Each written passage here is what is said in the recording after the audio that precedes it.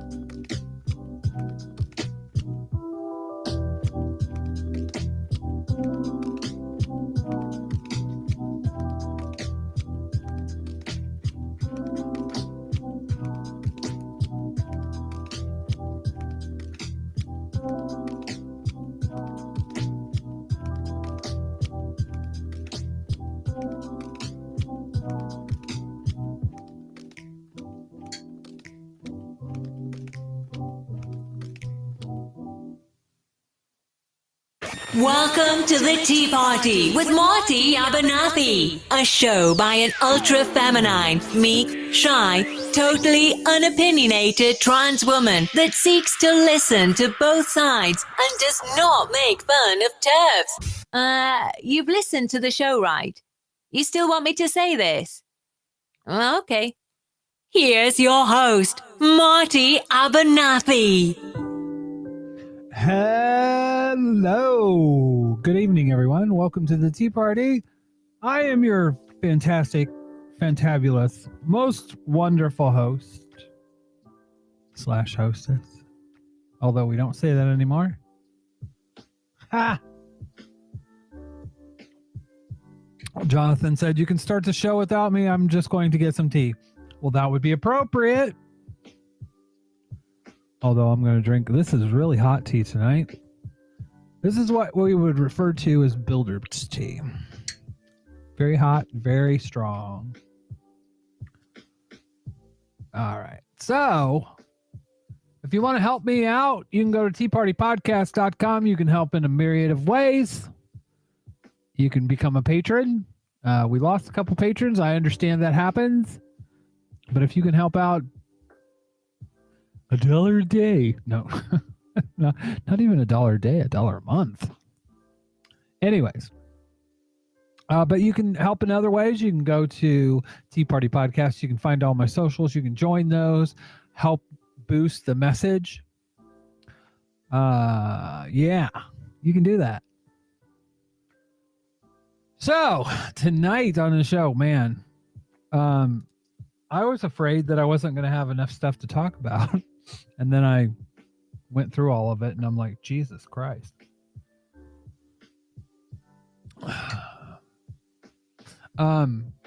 The big one that's been on my mind a lot is gatekeeping on the left. I mean, there's so much shit going on with that. That's not even funny. Especially when you get around people that are communists. Or Jordan Joan P said, it's too hot for tea here in California. It's 82. It's not too hot for tea. You can have it. I mean, don't tell any of my British friends this, but you can have iced tea. Yeah, you can. Peach iced tea. We used to get peach iced tea bags, put them in a big glass container, sit it out in the sun all day. Ooh, by the end of the day, we'd take it, put a bunch of sugar with it, and then put ice in it. So good. Peach iced tea. Anyways, yeah, that's where I'm going. So, yeah. By the way, there is something that I want to bring up. And that is something that Black Bloc Politics is trying to spearhead, which is called the holiday strike. The holiday strike, instead of the general strike that's coming up in here in a few bits. Like what? The 15th or the 16th of October? And I predict it's going to fail miserably. I could be wrong, but I have a feeling it's just going to fucking like any other general strike that's happened. But holiday strike, everyone can do. And the holiday strike is basically not spending your money at box stores, not spending your money in retail stores. Go to Etsy. Go to places in your neighborhood. Go, if you're going to buy Christmas gifts, if you're going to buy decorations, go to the farmer's market, your local farmer's market. Buy things there. Support your local community, but do not support big corporations.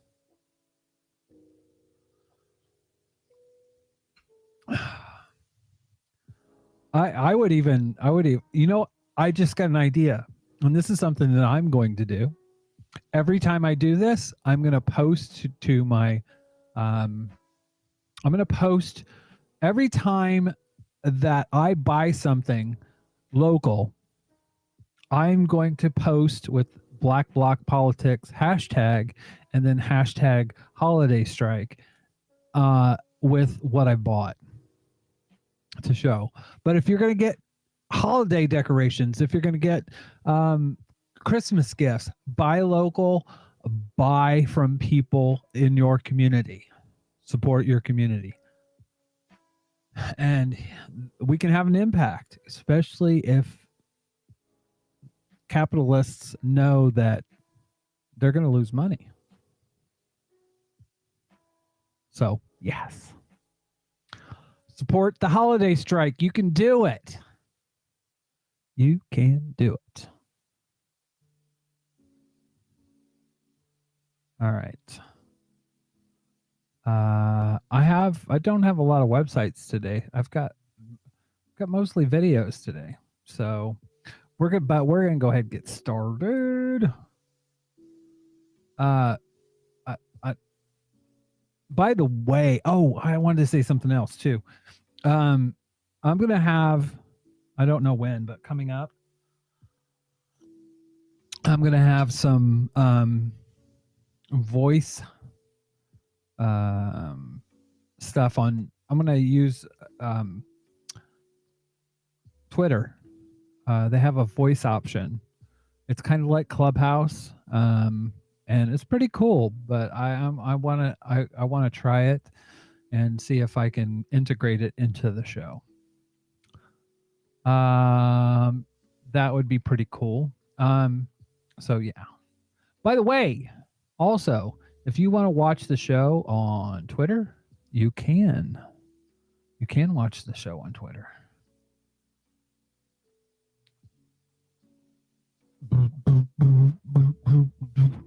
All right. Show. I'm just gonna stop that there. Oh, and I gotta save my playlist because oh my god. So I have these arranged in a certain order, and if I don't save it and something happens during the show, like I erase all of them, that would not be awesome. So I don't know if you guys heard about this, but the at the border there were some Haitians that were trying to get over the border. I believe it was in Texas. And people want to talk about, oh, Biden's going to be different. Biden's going to do things differently. Biden's ICE is the same fucking ICE. Immigration enforcement. They're doing the same shit. Even worse. They're not just putting people in cages. I mean, this is what's going on. I want to follow up on the question about Haitians. Actually, I'm going to play this one first. This is how the U.S. government is right now treating Haitian refugees. Vijay Prashad points out, it could be the 19th century slave patrols. Shameful. Trump may be out of office, but the cruelty at the border and the cruelty towards refugees continues. Seeking asylum is legal. Yep. So our country needs to treat these people with basic human rights. A big part of the reason why there's an influx of refugees always coming into the United States is because our role across the world and our imperialism and our overthrowing of democratically elected governments. Yeah, people always ask that. Why do people always come to America if it's so oppressive? Well, then you don't have to. Then you don't have to have the state that you live in being attacked by America. Duh. You don't have to live under fucking American oppression if you live in America. That's the only place in the world where you can get away from it. And our friend Retro Waves, which I'd like to get on the show, but I haven't asked yet, points out that America has taken Nazis over immigrants.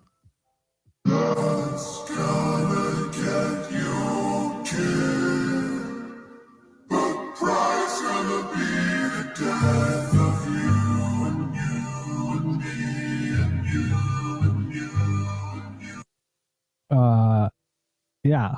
In the early 70s, New York, Elizabeth Holtzman received a confidential tip that American immigration authorities knew of dozens of former Nazis, some implicated in serious war crimes, were living in the U.S.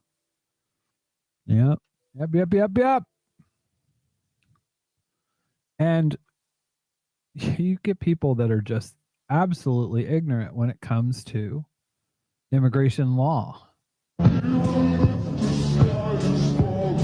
And this is another good one by Retrowave. I just wish one of you just immigrate here legally, motherfuckers, would tell me the immigration laws without looking them up. You know what I love? I love these motherfuckers that will sit there and say, well, if you don't like it, leave. You obviously don't know how immigration works because you can't just leave. I was seriously considering having like a fund or a website like Fund a Leftist to leave, because it is not inexpensive to move outside the United States. It cost me about $20,000, and it's not something that you can do on a whim. You have to have a job to go to. There are strict regulations. So saying that is just fucking dumb. It's dumb. It doesn't have any kind of logic that actually makes sense behind it. So, but to be honest with you, I don't think that they don't care. They just want you to shut up. That's the bottom line. They just want you to shut up.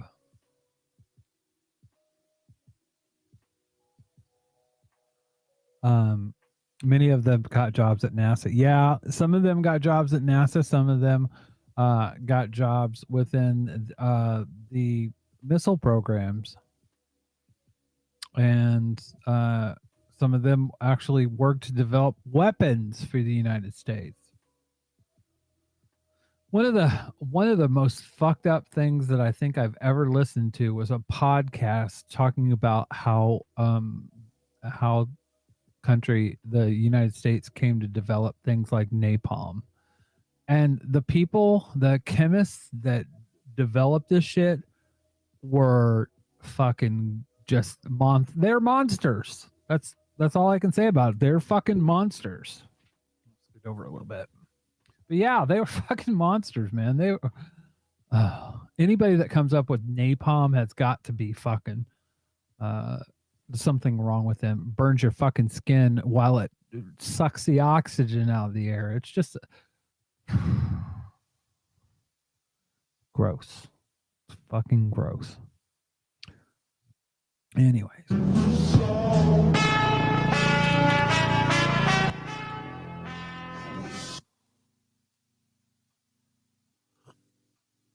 Yeah. Retro waves right on point as per usual. And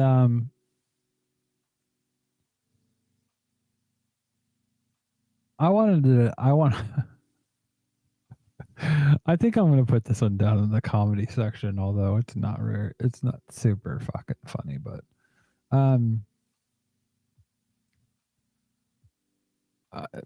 Comrade Sparkles, man, he is on fire a lot lately, but you got this Joker coming in saying something like this. The tool is the government. We have to use the government to get these people out. Counterpoint. This is literally like saying the tool is the government. And we should allow the police to investigate themselves. I don't know if you get this or not, but the government gets its power from the people. And the only way to change that is by the people. It also comes with this foolish and naive idea that the government actually gives a fuck about people.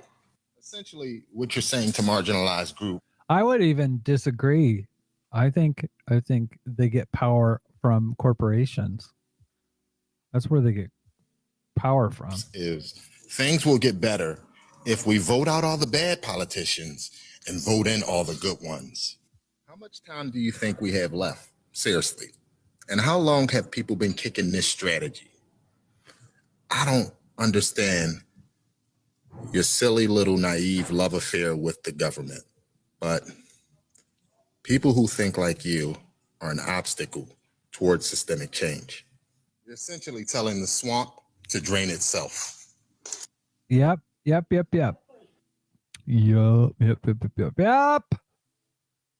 It's not going to happen. It's like asking cops to investigate themselves. It never fucking happens. It never fucking happens.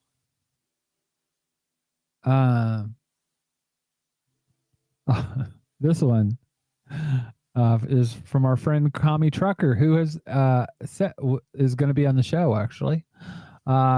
Says, this person comments, life is about the choices you make. Don't hate the millionaire because you didn't work hard and become one. What about all the hard work they put in? Oh, yeah. Yeah, the hard work. If capitalism was a meritocracy, then all you reactionaries wouldn't mind an inheritance tax of 100%. Boom. Boom. Yeah, it's true. If it's such a meritocracy, then your kids should start at fucking zero.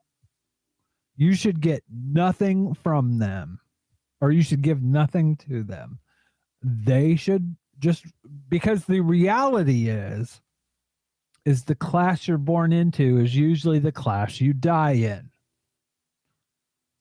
There is no upward mobility for the most part, for a fraction of a percent, but most people stay in the same fucking class that they were born into.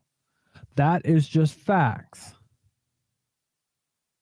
That is just facts. And in fact, this is a remix, but I fucking love it.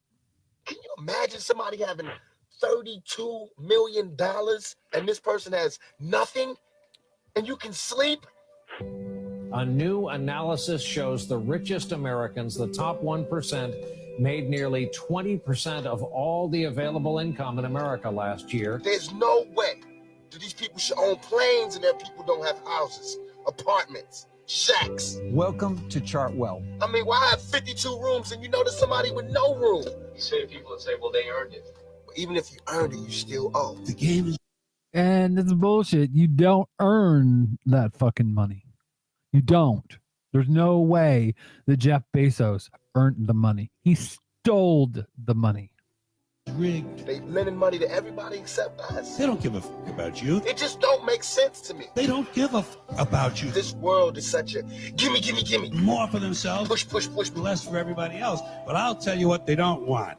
They don't want a population of citizens capable of critical thinking. I want to thank every Amazon customer because you guys paid for all of this. It's called the American dream because you have to be asleep to believe it. Yup. That's the truth. You have to be asleep to believe the American dream because it's bullshit. It's bullshit. Bill Gates' parents were rich. Jeff Bezos comes from money. Oh, man. So, yeah, it's complete bullshit. Utter fucking nonsense.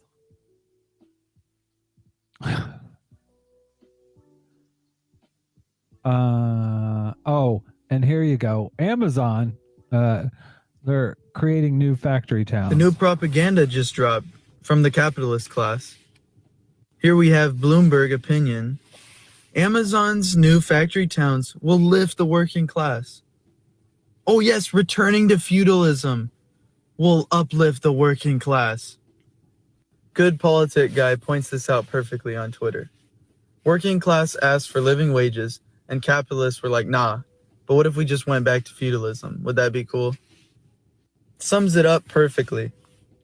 And this is probably the next step in the future we're heading towards. Jeff Bezos and all these billionaires having their own little factory towns to exploit the workers even further. I love this Rosa Luxemburg quote. In this hour, socialism is the only salvation for humanity.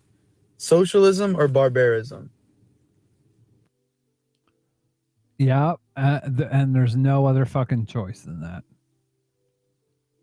The longer this goes, the more the climate change and income inequality kind of split people up, the more you're going to see this.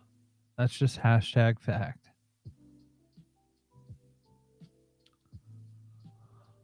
Oh, God. This blew my mind when I saw it. As a mother, my heart is broken. I am quickly losing. Why was her heart broken? Why? Why was her heart broken? Why was her heart broken? All confidence in our great nation. Initially, he was granted bail, redacted, only to have. Oh, so you're for prison abolition? Is that what you're going for? Have it overruled by a judge in D.C. Oh wow, a judge in D.C. was bad for you. So maybe prison abolition would be a thing. This judge made a statement that she wants all federal judges to be hard on the insurrectionists. Oh, it's about the insurrectionists. It's allowed. He's not being charged with any violent crime. What? Oh, the government. Cops would not do that. Back the blue, remember? He's lost his job, lost friends, family, is in the process of losing his home. Whoa, wow, that sounds really bad. He's denied visits from family. His jailers treat these men like scum. What? Jailers treating people like scum. I am shocked. I never hear about that all the time. Rikers Island. Oh, wait a second. Let's go look. Let's go have a fucking look. Let's do that. Let's look. Rikers Island in the news.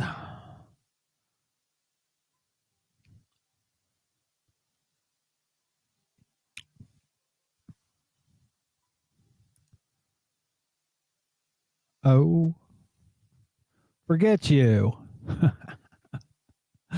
All right. Yeah. Let's have a look at this. Come on. I hit play.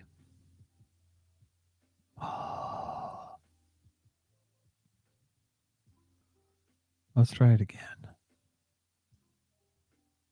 Anyways, New York Governor Kathy Hochul on Friday signed the Less is More Act and ordered the immediate release of 191 inmates housed at Rikers Island in an attempt to reduce the state's prison population.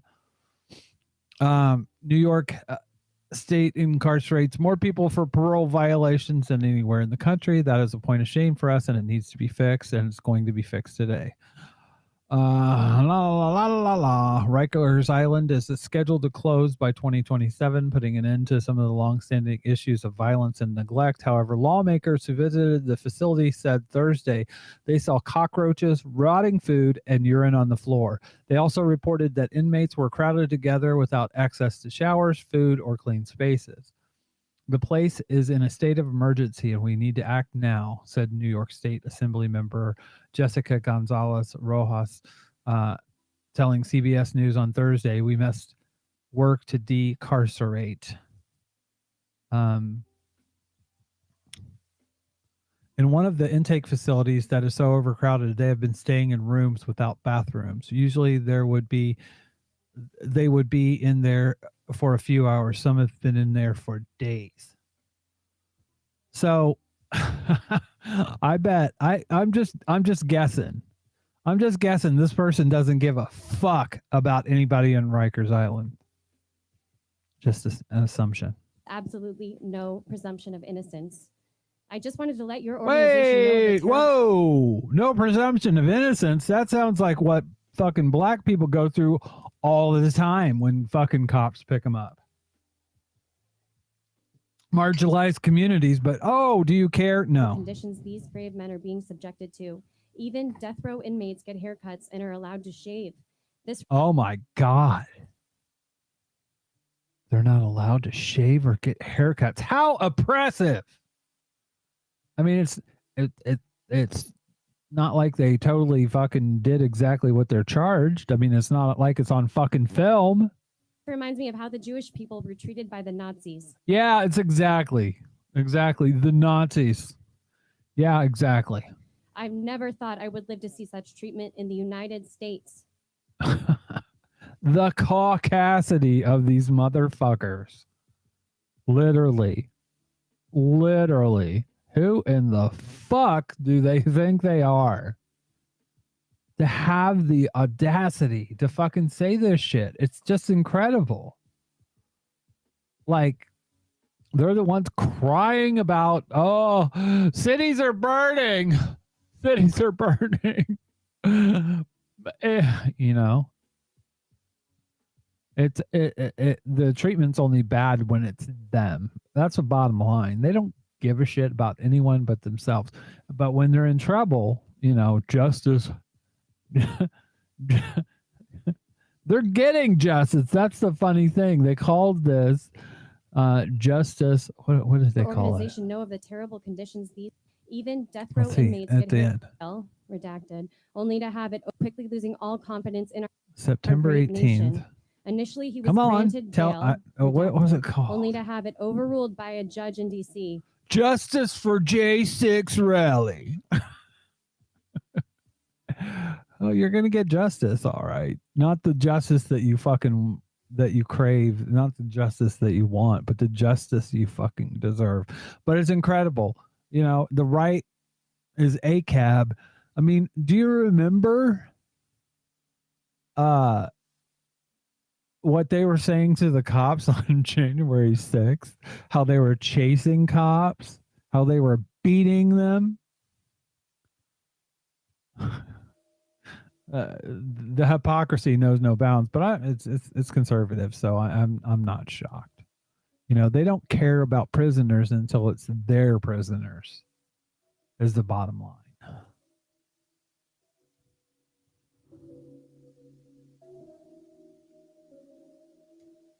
So yeah. Jordan Joan P in the chat says, why I am getting the feeling soon Amazon would do its own Bitcoin crap. Probably. Facebook already is. It's called Libra coin, I believe. But yeah. Yup.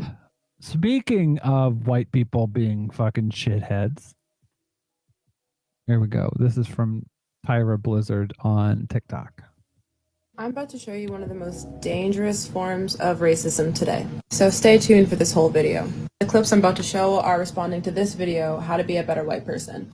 Better yet, step one of how not to be an ignorant ass. How about that? You know, what she's saying, some people will take as being racist. Some white people that are racist. Yeah. That's who would think that it's racist. I don't know. It's borderline, but I don't know anybody who does that. I don't know anybody like what she's speaking about. This is just ignorance. So already we have the classic, I've never seen it, therefore it never happens. I as a Here, let me tell you something. Black people out in my audience, this person is lying. This person is lying, or here, let me show you. Ba-da-ba-ba-ba-da. Okay. Indiana population breakdown. Let's do that. Oh,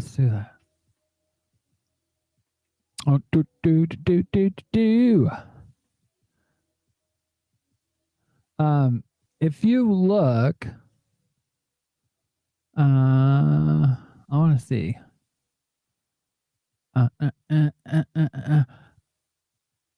So this, it makes it look like it's 83% white and 9% black or African American. But if you look, let's see, let's do it by race, by county. Ba-da-bum-bum-bum. Okay, so you have a city like Indianapolis. Indianapolis is very diverse. Very,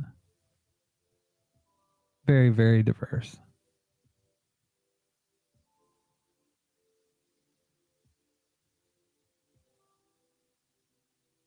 David said, is this the percent stream? I'm sorry, but I've neglected my statistics lately. I just want to show you something. So, if you pick, let's say Cass, and we'll go to Cass County.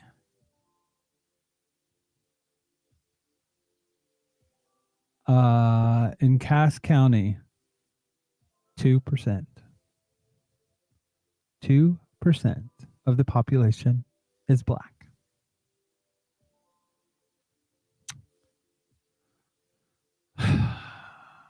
Let's go to Tipton. Or no, Huntington. Let's go to Huntington.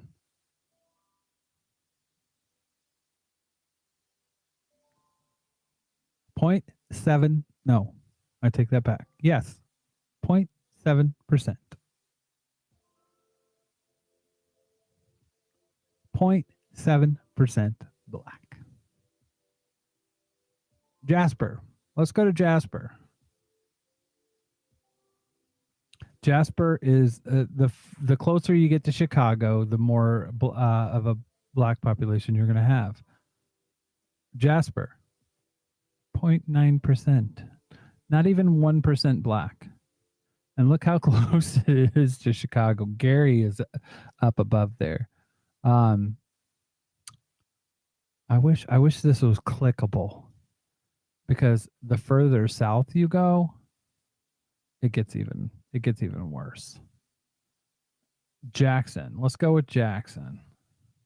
It's Jackson if you're nasty. So that's in the south, right?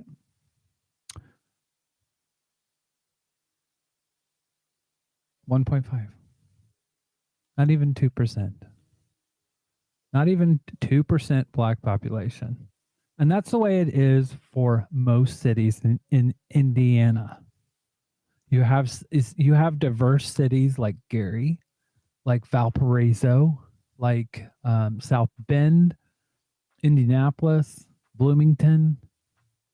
Yes, you have areas where it's culturally diverse, and you have that 10, 12% that you find in the rest of the population. But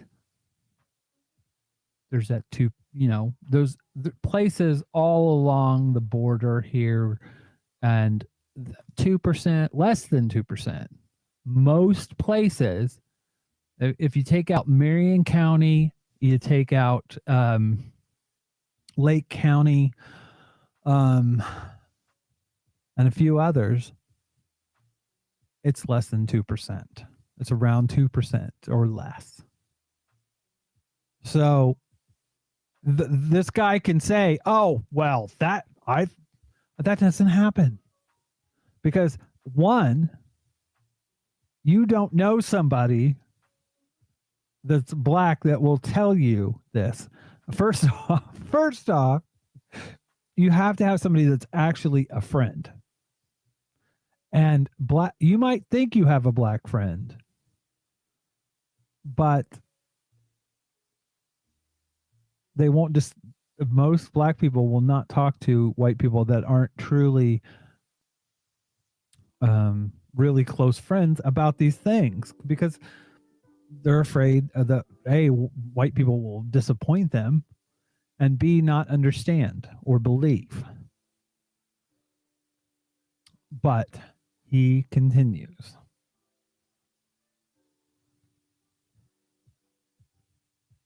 White man who has never left his little white bubble, have never seen a random white person just go up to a black woman and go and touch her hair without her consent like she's a petting zoo. I had no idea.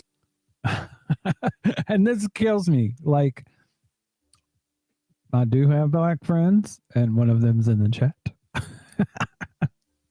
Phoenix Rising says the people in this chat has at least one black friend. I appreciate that, Phoenix. You are awesome. But by the way, I believe if you want to help Phoenix out, you can go to charitylinks.page and take part in some mutual aid to our friend Phoenix. But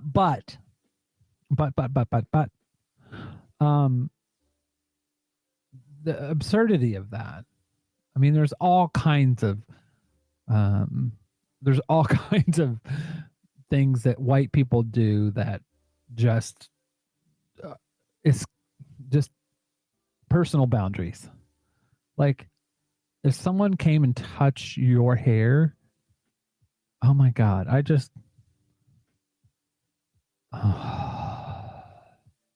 anyways. Say that black people used to be featured in human zoos. Let's check out another one. I don't touch anybody's hair without their consent. No. I ain't ever done it, therefore it doesn't exist. It's like, Exactly. How many black people do you know? Not just know, but how many black people are you friends with? How many black people have come to your house and ate your food? Have you slept on their couch? Have you slept in their house? Not just somebody that I work with that smiles at me and talks to me on break. That's a colleague.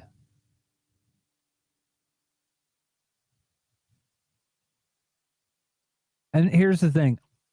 As a white person, I know these people are lying. Flat out. Because most white people I know will tell you, if you talk to them, they've seen this. They've seen this, or black people talk about this. Say it doesn't happen, you just don't believe black people. They follow and it's fucking gaslighting. The exact same script. Y'all have like weekly white people meetings or something so you can get on the same page? Moving on. You know, at the end of the day, most people are good human beings. And that's white privilege right there. That's white privilege, because you don't want to look at the fucking statistics. You don't want to look at the science.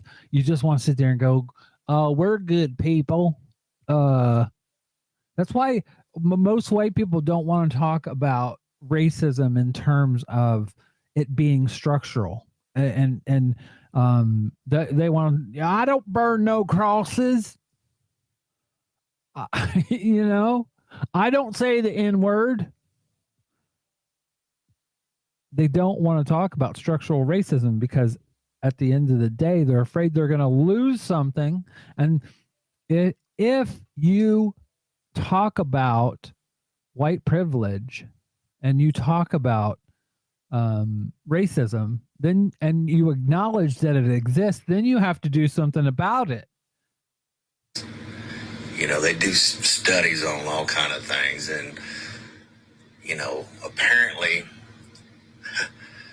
it's 15% or less of the world that create the most noise with it, whether it be They do studies that I don't pay attention to. vaccinated, unvaccinated, racist, unracist. We're all just people. Period. End of the I don't see color. discussion. Stop making it a black thing or a white thing. And if you call somebody a name based on the color of their skin, that is a slur. It's a racist remark. No, it's not. If I call you a fucking mayo mistress, that's not a slur.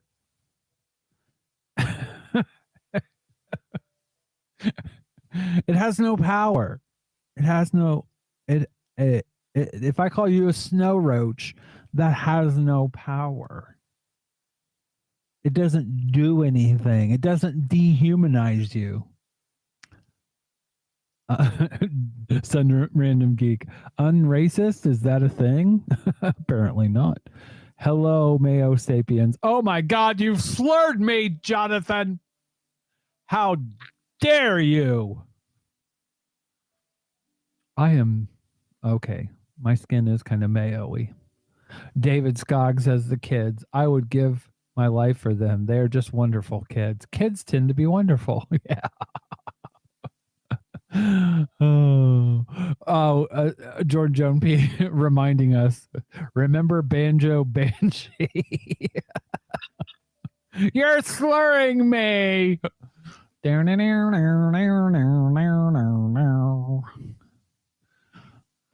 Oh my God. We're all just people. Karen, you get on my fucking nerves. That's hilarious. Yeah. Yeah. We're all just people. Yeah. And until something happens to them.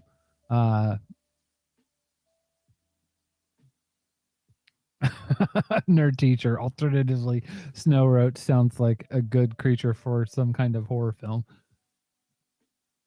Honestly, it kind of sounds like a band. Oh.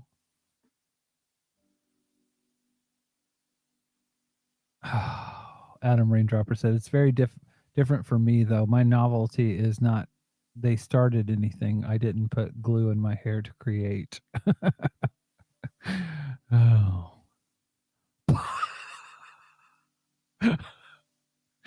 Papa Snow Roach. Now that is a funny slur. Papa Snow Roach. Oh dear. Oh dear. But that's the thing. These people won't acknowledge what is factual. Get over it already. We're all people when we all start coming together. Right. So it's just like a small little group of people who are just outraged by everything for no reason, apparently. The solution is just that we should just band together and this is such fucking gaslighting. It's gaslighting of the worst fucking kind. be a big happy family. What in the ignorant caucasity? You know, we all got on here to laugh and cut up because the world was so crazy. Let's go back to having a good time. Most of the people out here are good people. And there you have it, one of the most dangerous forms of racism. Ignorance. This belief that there's just a tiny little percentage of people who are racist and homophobic and misogynistic and awful, and the rest of the world is rainbows and sunshine. That all the problems in the world would just disappear if we just came together. The long-standing effects that systemic racism has on us today. The effects of cultural appropriation. The massive generational wealth disparities caused by the racial wealth gap. Police brutality, mass incarceration, and the fact that slavery never ended. All those things would just magically disappear if we all just came together and Black people just stopped talking about it. That's the thing. You can't throw facts in these people's face because they won't acknowledge facts. It's literally just about what they believe, and what they want to believe at the end of the day. I've shown y'all before, white privilege acts as a wall. They don't see what we're actually dealing with. And that's true. And I can say that's true because I was a Republican, and I was I was viewed by society as a cis het white male. And that privilege shielded me the fuck. But man, it was exactly like this. You didn't see anything. You just got to work hard. You know? And the statistics don't matter, because if you acknowledge these things, you have to change these things. And that's what it boils down to. You can look at the cognitive bias studies and it tells you exactly this, but people that have bigotries don't care about studies. They don't care about anything but kind of perpetuating their own interests at the end of the day.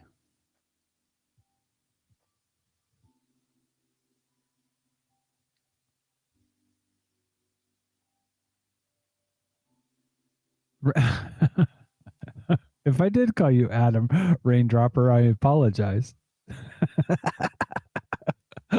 Quite possibly. Adam, I just worked a 12-hour shift and came home to give you this. My gift to you. I quite possibly said that. Oh, Phoenix, the caucasity of it all. Yes, it is caucasity. There is nothing more unbelievable than this bullshit. Well, I'm sure there is. But it's like ignore facts and just listen to what I say. Believe me, because we all just need to come together. It's bullshit. It is fucking bullshit.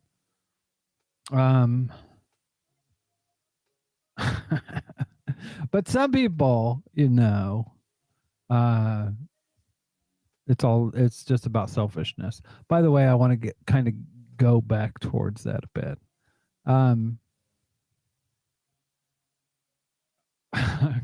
Crutches and Spice put this up, and I thought I've never even been to Africa.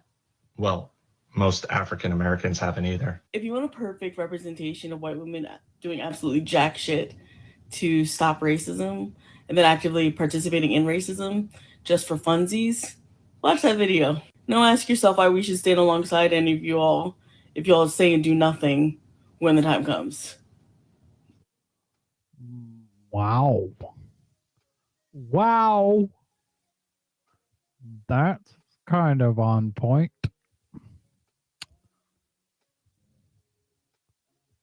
Yeah. But I'm going to play this now. Oh God, here we go. I got a black girlfriend with 2 mixed babies. I got a white girlfriend with 2. I can't do this. I don't know what's more egregious, that flag or the fact that you put truck nuts on the top right of that flag. Ignorance is bliss, isn't it? I got a black girlfriend with 2 mixed babies. I got a white girlfriend with 2. I can't do this.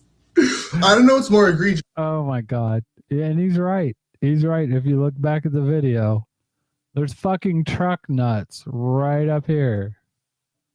Truck nuts on the fucking on the side of the trailer. And I'm sorry, but this looks like they're selling cars. Come on down. Believe me. Phoenix asks, why are truck nuts a thing? Are the cis okay? Apparently they need to have big balls on the back of their trucks. Maybe it's they have big trucks for a reason too. Maybe it's they're trying to tell us something, I think. She's Phoenix Rising 87 also said, yes.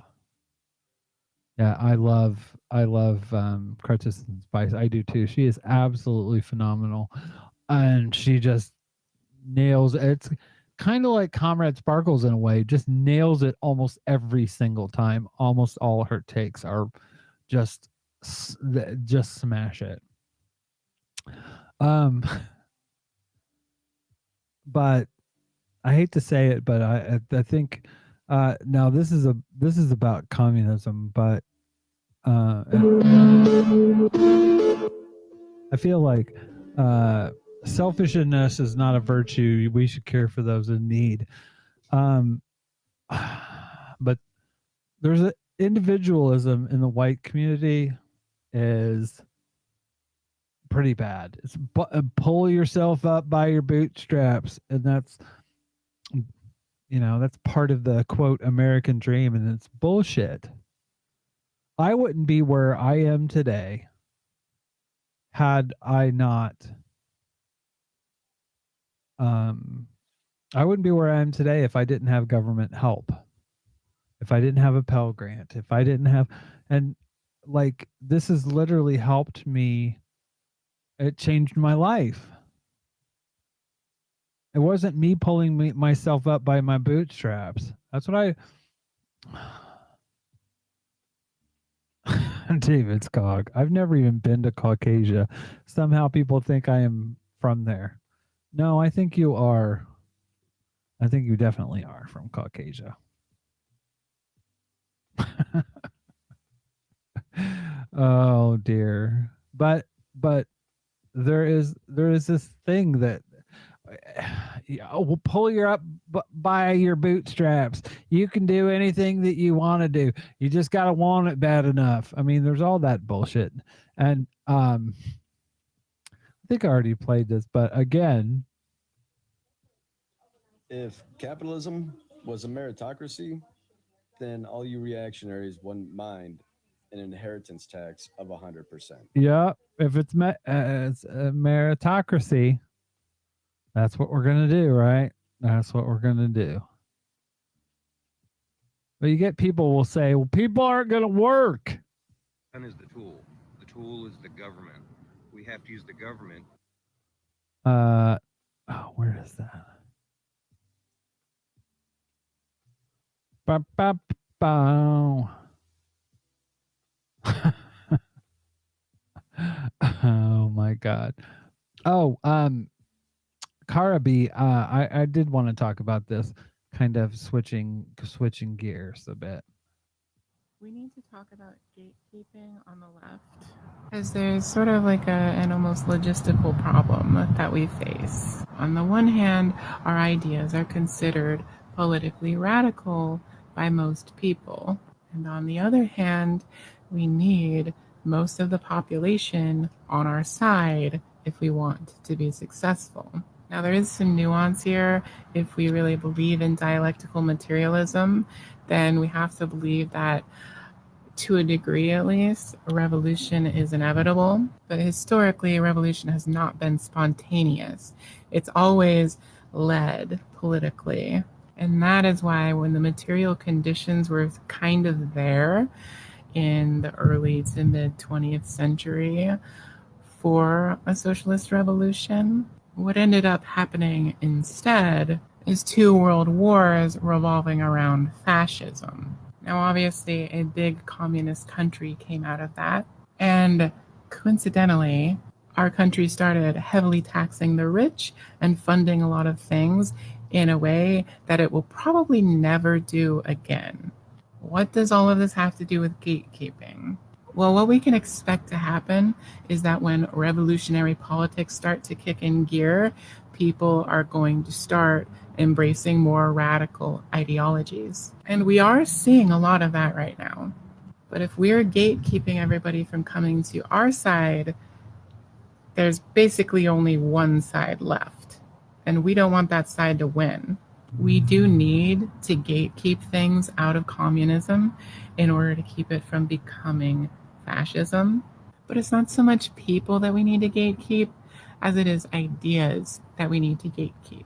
We have inherited an idea from liberalism that people's decisions are something made entirely by them, instead of the actual leftist view that a person is a product of an interaction between something they bring to the table and the environment around them. A person's mistakes are just as much, if not more, a product of the environment that they grew up in than what they are doing. So yes, when people have a platform and they're pushing dangerous ideas, we do need to stop that from happening to the extent that that's possible. But a lot of this so-called cancel culture, which is really gatekeeping individuals based on the ideas that they profess, a lot of that trickles down. And we see a lot of vicious behavior on the ground floor. And it usually gets thrown at more marginalized people more often. It's vital that we find that balance where we're correcting people, but we're not gatekeeping them based on their past behavior. Otherwise, there's really no way out of this. Well, and here's the thing.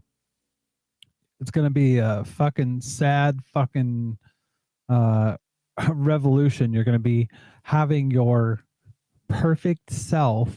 You're going to be sitting alone.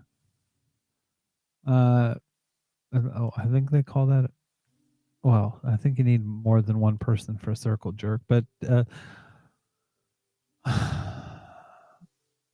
nerd teacher said, I always find the gatekeeping conversation interesting, but also awkwardly structured. My big problem with it, I'll give you, and this is from Natasha Douglas on TikTok.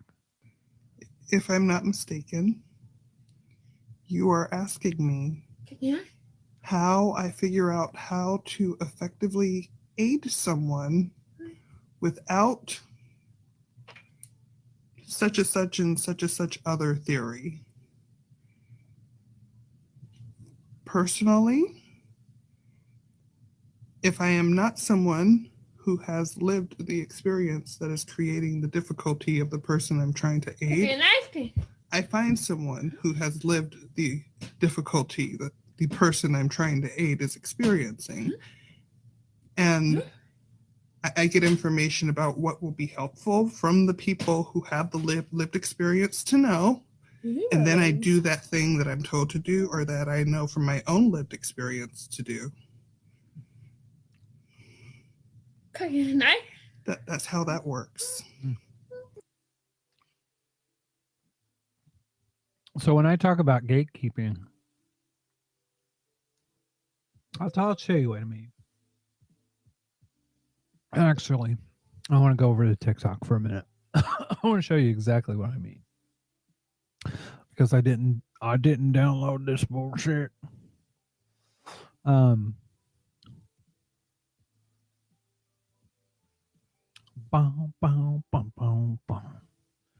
There I am. Effective because it disincentivizes people from working.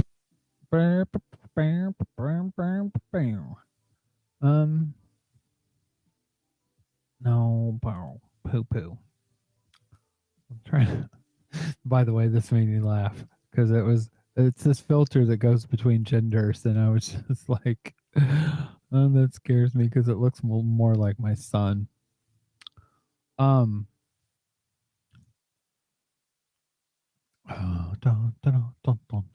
It comes from this cat. We understand that you fresh out of high school and just trying to figure out your motherfucking life. The answers is in Pakistan. A baby leftist asks what we do next because they gain class consciousness. It's in the books. And so yeah.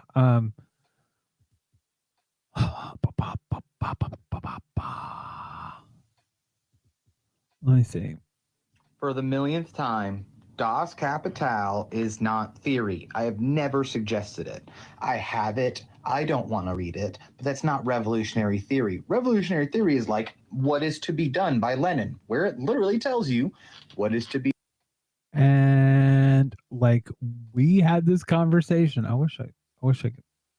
Let's see if I can actually log in.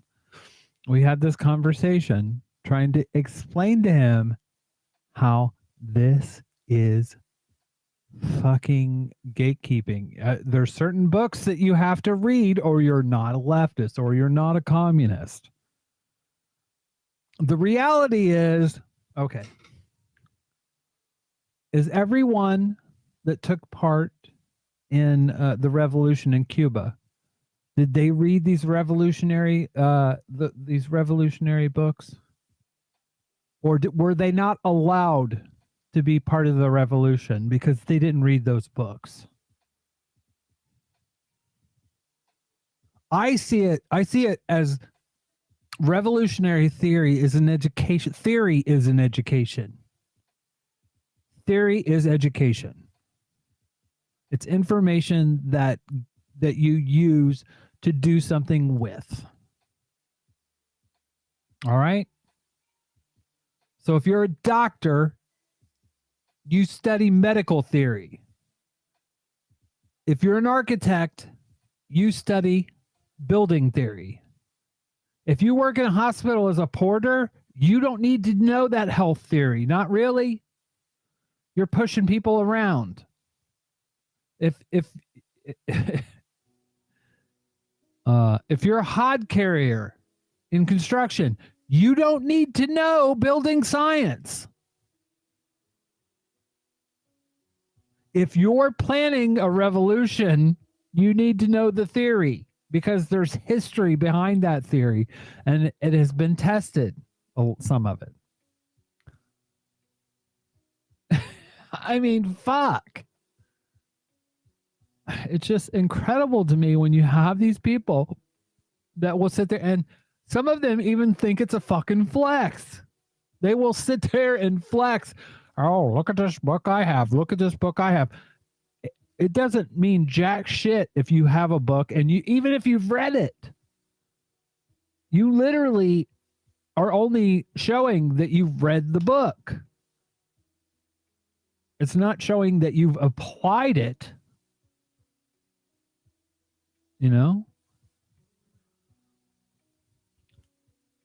But Darius gets to the point here. Something I noticed about white leftists is that it is all ideology with them. And when I advocate for indigenous socialism, I am not advocating for ideological socialism. I am not advocating for a cult. I am not advocating for people to believe in something unnatural. I believe in a healthy hierarchy. I believe that there is a hierarchy out there that is manageable by the people, by the spirituality of the people. And I think socialism, especially why I don't usually like the term socialism, is because sometimes it is associated with the failures of past socialist countries, socialist. So that is something I wanted to say. I also wanted to talk about how many leftists have idolized these ideologies, and the care for the people has gone. You see, I am not a socialist because I'm trying to be part of the group. I'm not a socialist because I'm trying to fit in. I am a socialist because I genuinely care about my people, and I'm tired of seeing us in the condition that we're in. That is why I am a socialist. Comrade Sparkles said that he said some white leftists are more white than leftists, and I think that is on point a lot of the time. And there are a lot of these people that will sit there and use communism as a fucking aesthetic, and they will feed their ego based on the theory or the books that they've read, but that is not fucking revolutionary thinking at all. I mean,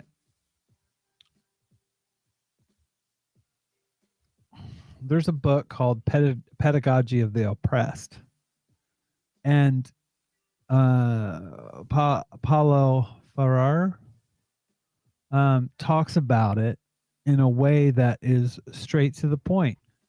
I mean, he's literally said that the way education is, academia is in the Western world, is it's like a bank. Yep. I know, nerd teacher, I know who Paulo is. And I always, even though my girlfriend's Portuguese, I always mispronounce his name. But pedagogy of the oppressed is, it is amazing. Nerd teacher, that would be beautiful. But you don't have to do that. But if you want to, you can. But that being said, if he talks about basically how it's like banking, how it's like fucking you have this place or this person that feeds you knowledge, and you pay for that knowledge, and it's given to you. It's a bank. It's like a bank, and he talks about how that is it's very capitalistic, and it's inherently it's not Marxist at all, you know. And there are plenty of people that are living in this fucking they'll sit and they'll teach Marxist theory, and then but they aren't living it.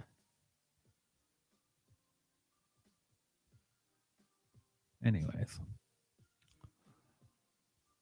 it just really bothers me, especially the whole getting on TikTok and fucking wearing it like it's a flex. It's an ego thing. Look at me, I know this theory. Fuck you. It should be about raising people up and being comrades and bringing people together, not fucking showing people how fucking based you are, man. Fuck off. It's just another fucking debate bro type ego driven aesthetic. And it's just boring. It's boring as fuck. Anyways. I want y'all to ask yourself a question. Do the same leftists that talk about diversity of tactics also primarily lean on a peaceful revolution? That's a good question to ask. The one thing that bothers me when you talk about revolution is I think the people that should make the decisions about it are the most oppressed, because they are going to be harder hit by the implications of revolution, and what they go through will always be harder. That's how it is now.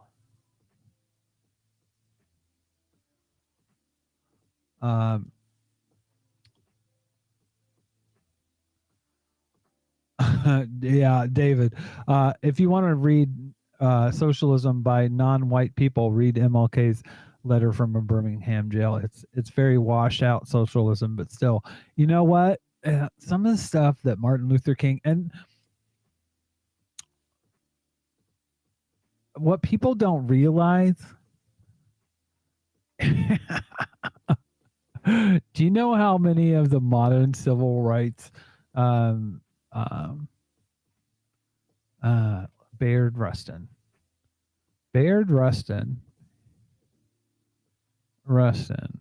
communist, he was a communist. He was in the Young Communist League. There's a lot of ties into I think A. Randolph, maybe A. Philip Randolph. I don't know, where did he get his start?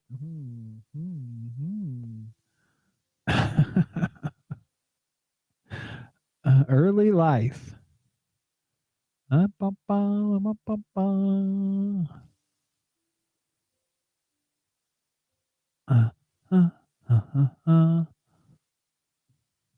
see.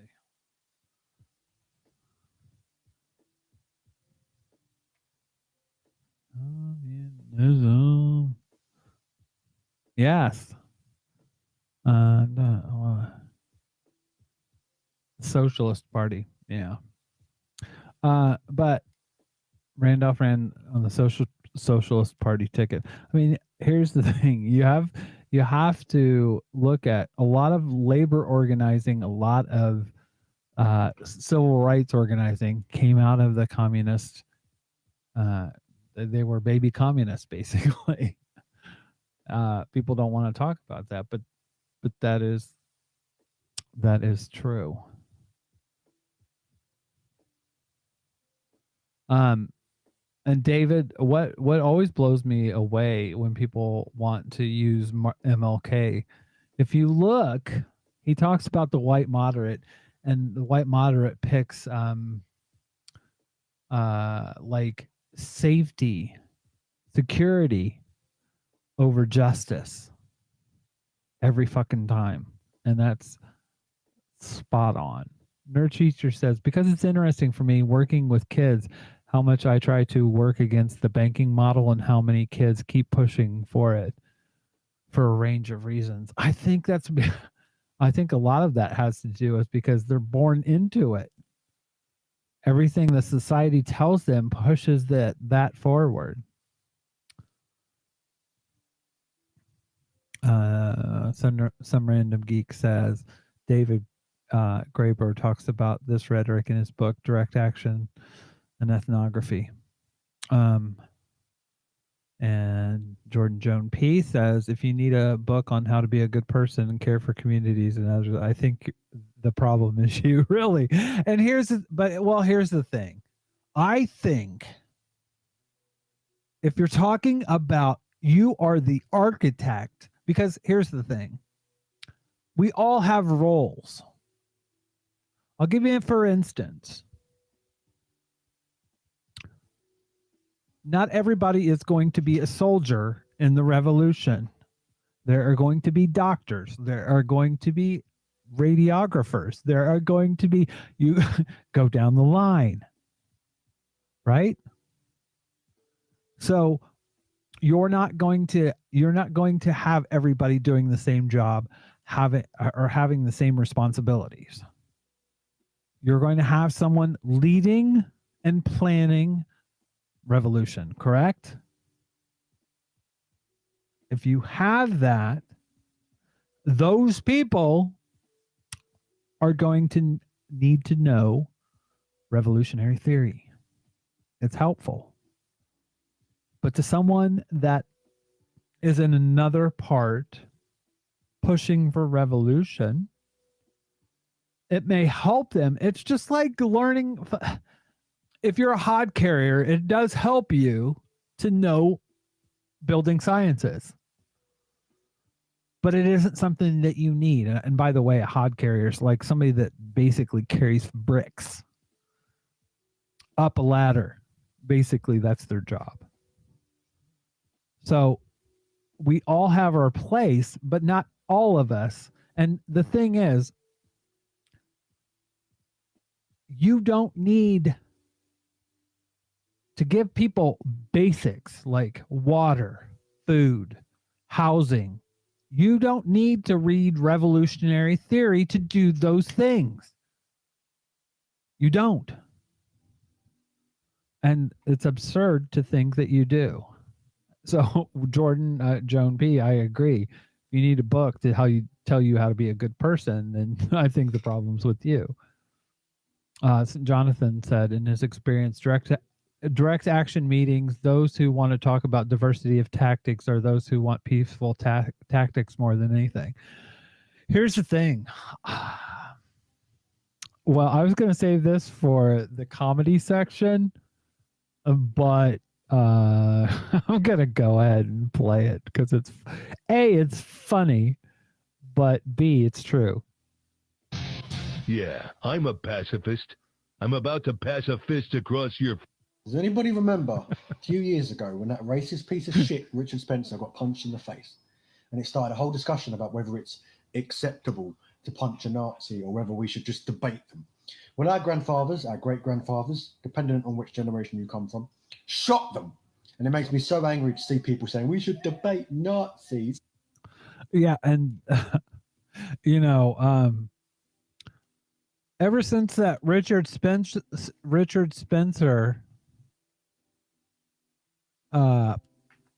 punch, what's happened to him? What's happened to him?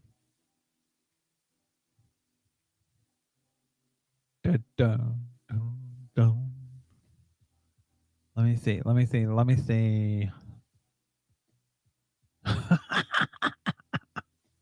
Richard Spencer, white nationalist who was punched in the face in a viral attack, is being refused service in restaurants. Right? Mr. Spencer confirmed to the Times that he had faced the reality of being refused service at some restaurants in town in the past after a dispute between him and the real estate agent, Tanya Gersh, spilling into neo-Nazi websites, including the Daily Stormer, and resulted in a wave of hateful messages aimed at Miss Gersh and some of the town's Jewish residents. Let's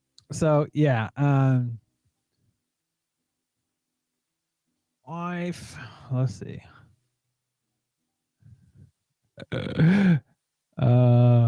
Richard Spencer, alt-right skunk, best known for getting clocked in the jaw during an interview, is feeling the repercussions of his actions, according to a report in the New York Times on Sunday.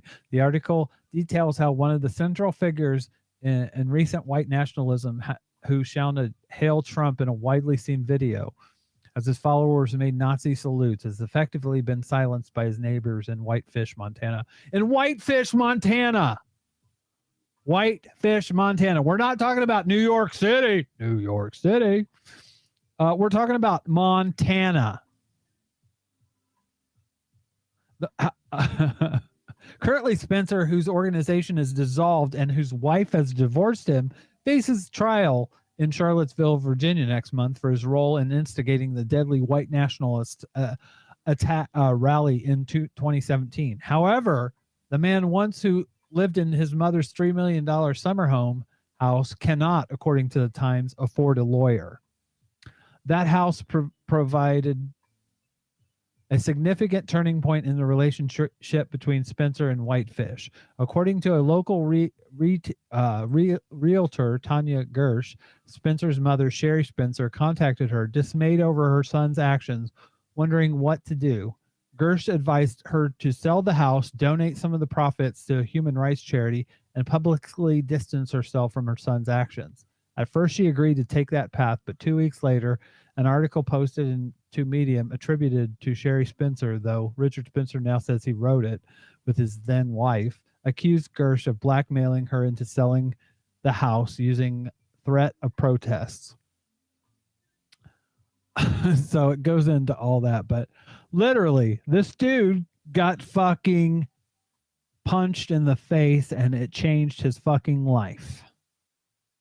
So, diversity of tactics. I think pacifisting someone in the face, if it's a tactic that works, I think it ought to be used. And fuck, like our friend here says, we killed Nazis in World War II. We murdered them.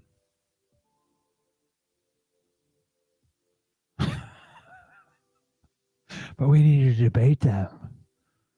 Oh, it just drives me crazy. Nerd teacher said, yep, but also even if you're just you're working against it, there will be kids who love it, but there are others who see non-banking as too much work. And I get it, because school is work. It's unpaid labor. It's a shift from child labor to building proper citizens in capitalism along with other things. No one wants to do unpaid labor or labor that seemed as not valuable to them, and the school is just as a requirement along the way. So, yeah, I agree with that.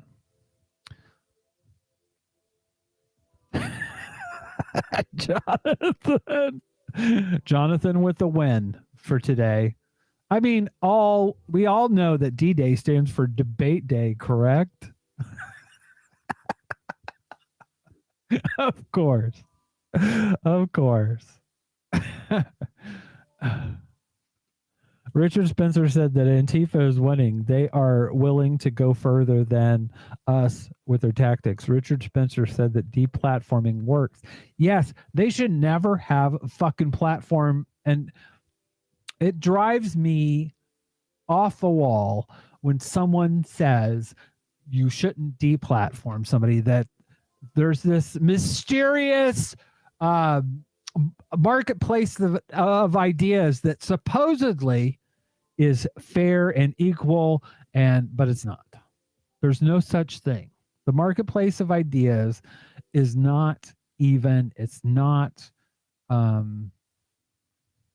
flat, equitable. I mean, Rush Limbaugh was correct.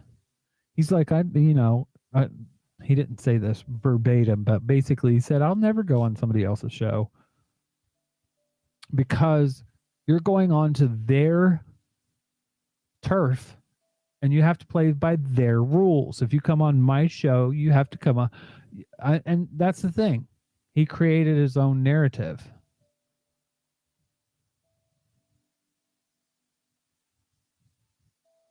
Nerd Teacher says, as long as they add Neo to the front of their name.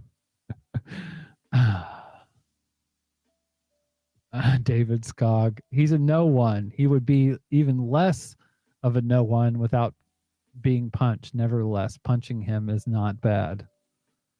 And Phoenix says, RE, those assholes that platform Lauren Southern. Yeah, the thing is, they win. They don't have to win the argument. They win by being platformed. Period. End of story. That's just hashtag fact. It's just fact. Anyways.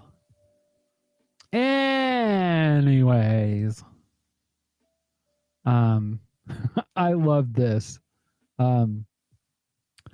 This is a person that almost gets it.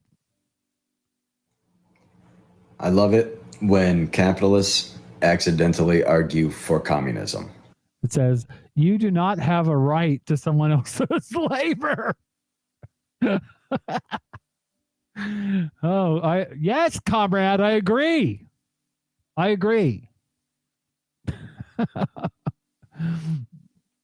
And I love this too when talking about UBI, which is Universal Basic Income.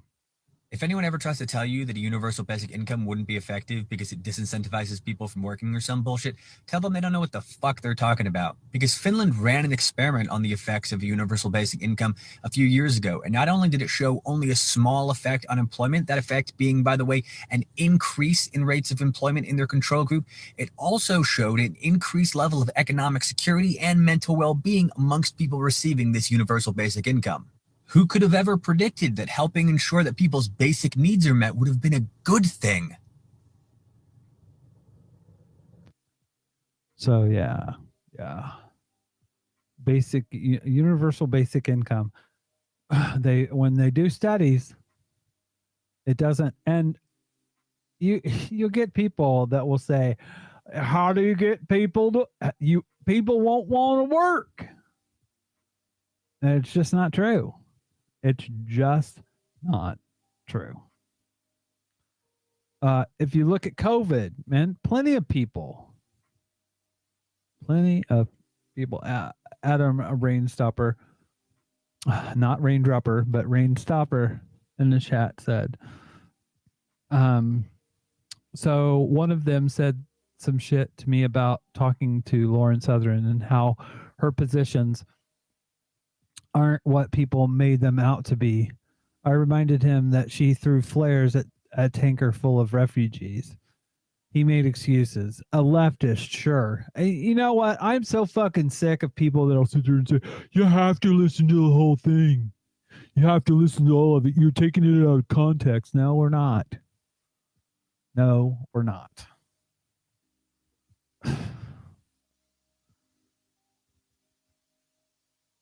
These fuckheads. Anyways. I digress.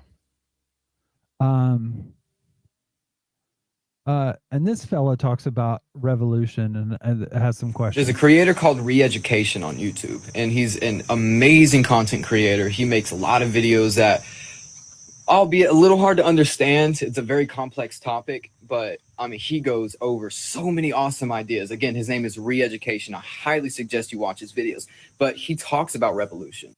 And he compares revolution to civil war because in many cases, that's exactly what would be happening.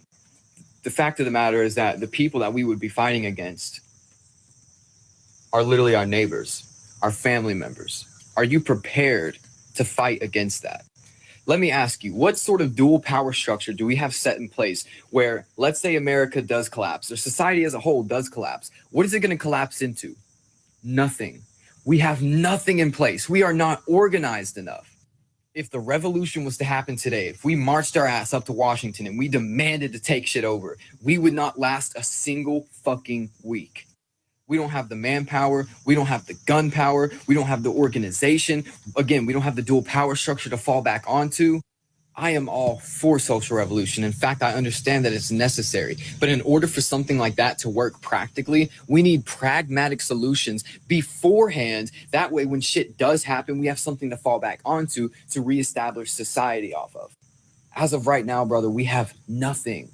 So I urge you, if you feel like revolution is the only way, the only route that we can take at the moment, organize, educate.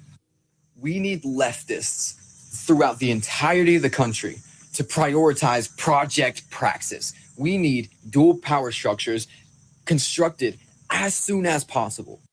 We really need to start focusing on mutual aid and figuring out how we can make our communities self-sufficient, not so much on an individual level, but as a community. We need to be able to care for ourselves outside of government control. But frankly, I'm gonna say 90% of Americans will not fucking make it if shit collapses right now. We are so dependent on the government. So again, I'm all for social revolution. In fact, I understand that it's necessary. But if it's necessary, we need to make sure that we're making the correct steps leading up to it to ensure the success of said social revolution. Re-Education on YouTube gave an analogy for this, and he talks about a kid who sneaks downstairs and sees that his parents are playing poker, and he sees a little spice dip, right, for chips, and he's like, I want one. And the parents are like, no, this is really spicy. Like, you can't handle it. So the kid, thinking he wants that dip, sneaks it when no one's looking before they can stop him. He tastes it, and he realizes it's way too spicy. And he wants it to stop immediately, but he knows no amount of bread, no amount of water is going to take away that pain in his mouth. That is how we need to look at revolution. We need to be prepared for that spice. Because if not, we won't be ready and it's going to fail. Well, and what's worse is, and I think someone else brought it up. Well, actually, Kara brought it up in her video. If the left isn't there, fascist will be there. And these people, when they talk about revolution, it reminds me of when like social democrats or greens will sit there in the United States and say, you need to vote third party for president. No, you don't. If you want third parties to win, start at fucking dog catcher. You know, if that's your thing, if you think politically, in politics, the change is going to come from the bottom. Well, it needs to come from dog catcher. It needs to come from school board. It needs to come from all these small things and build from the bottom up, not the opposite. And if you think revolution is the answer, you need to start with mutual aid, basic fucking things at the bottom. Food, water, housing, education, internet, phone. Basic shit, basic stuff that people need. You need to start at the bottom and build infrastructure up, not start at the top and build down. That's not the way it works. That's not the way it's going to happen. You're going to build by building things up. You're going to gain comrades. You're going to gain people that come into wanting to do these things, wanting to make change, wanting things, seeing when you see the change in people's hearts and minds just because that you fed them, it will change the game. Nerd teacher says, okay, I'll catch the rest later on VOD. My cat apparently is unhappy that we're not in bed yet. Good night, nerd teacher. I was going to say I'll be there soon too, but I won't. We are close. We are close. We're close to sliding down into Comedy Mountain, or what would that be? Comedy Valley. But yeah, I just do struggle. Adam Rainstopper says, even if she legit thought that tanker was going to hit their little boat, come on now. They were there in the first place. They weren't just out for a fun boat ride in the Mediterranean at night. It's just so ridiculous.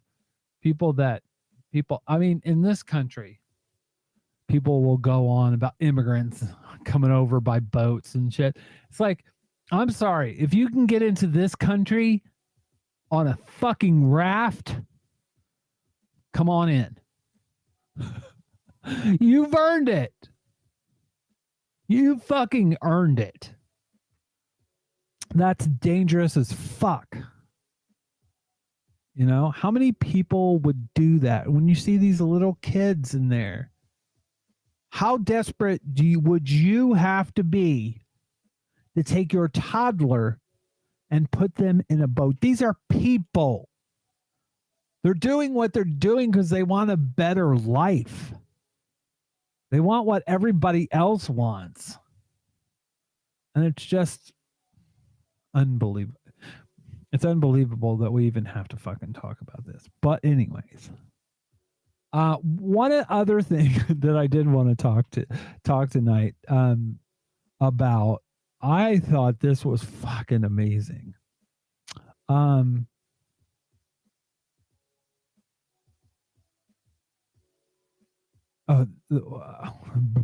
where's that at? Where's that? So this, I think a lot of you probably saw this. God damn it, where are you at?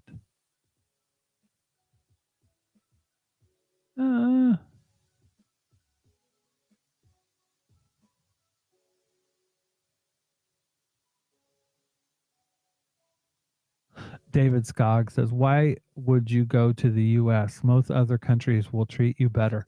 You have to understand, David, especially what you're talking about. You're talking about,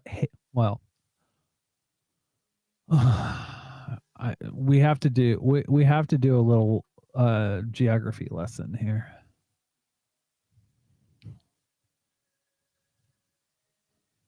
Bam, bam, bam, bam, bam, bam. Bam, bam, bam, bam, bam. So, most of the people that are coming to the United States, they're coming from Haiti, right? Haiti, Guatemala, Honduras, Nicaragua. Now, Central America, Nicaragua, El Salvador, these places, people are coming there because of war that's been fomented by the United States government. They're coming from here to here. It's not far. I mean, let's look. Bum, bum, bum, bum, bum. What? I think San Antonio is probably the biggest. How far is it? How far is it from? We'll say.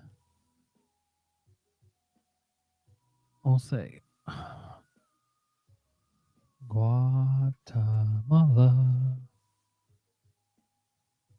Directions. So we'll say San Antonio, Texas. Just for some perspective.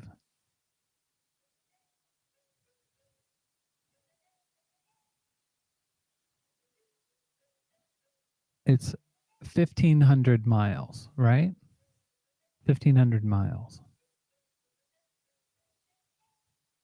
So from Indiana to Florida.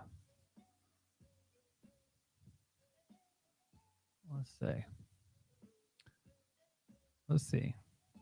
I think it's about the same. So you're talking about this distance to here to here. It's not far. That's why.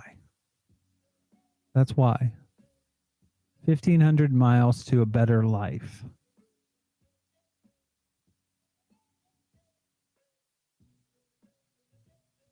Anyways, it's geography, essentially, is what I'm saying. That's what it boils down to. And here's the thing. You're right. You are right. But if you make it into this country, you don't have to worry about this country fucking you down here. Bottom line.